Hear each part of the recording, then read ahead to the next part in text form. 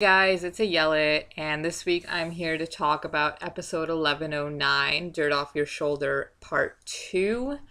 So I would actually really like to talk about Crimea River because I still haven't finished processing that, but maybe it's a good thing I'm not because we'd be here for a long time if I were.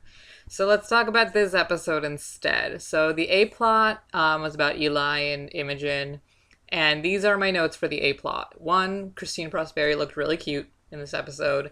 And two, I was really amused by how Imogen and Eli matched in the last scene. And that's it, really. I just don't have any other opinions on this. I am the Switzerland of pastry wars, I think. And I think I've probably found the first thing in the world that I don't have an opinion on. So I don't know if I should feel accomplished or what. And it's not even like I have one and I'm not telling it to you guys. I just don't really know what to think. So we're going to move on. I'm going to skip ahead to the C plot and go back to the B plot because I have too many feelings about that one. And the C plot was Casey and Jenna and Marisol. And the thing is with season 11, there's some plot lines that I just see and I'm like, wow, this is new and engaging and original and I just want to keep watching. And then there's some plot lines like this, which are not any of those. Another love triangle is neither new or original or engaging, but we have to have another one, and I know this is not the only one this season. I mean, obviously with the pastry battles, but then there are even more, which is just like, it's not that I mind relationship drama, I just mind love triangles, because they're just so boring, and I don't know. I don't even really care about Kenna that much, but I just am so bored by this, and, can't they just go through some other baby mama drama or something? I don't know. Yeah, so Xylee, we need to talk about it.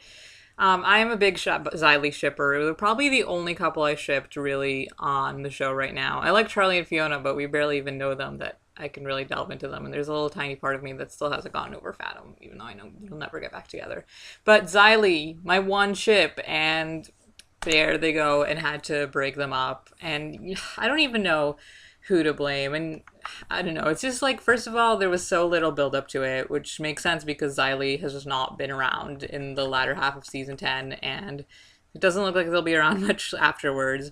And I think like both Zane and Riley just did things that they shouldn't have done. I mean, I don't think Zane should have pushed Riley. I think he should have, known that this is really important for Riley and that losing, potentially losing your connection with your family can be a big thing.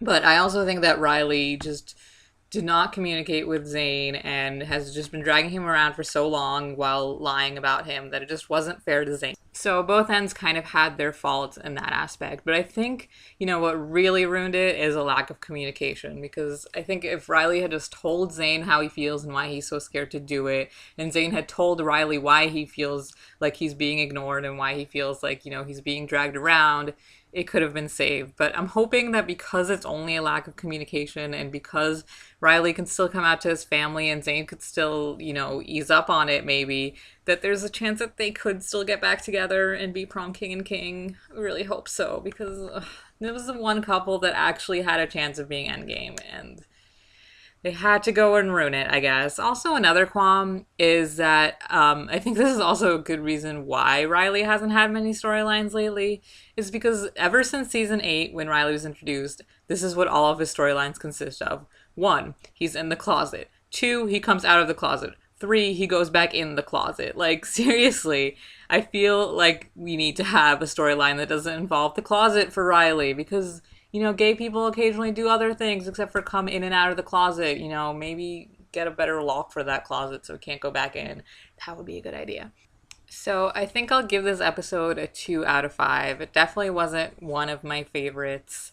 But I guess we'll see where the season is headed from here. Personally, I'm really confused.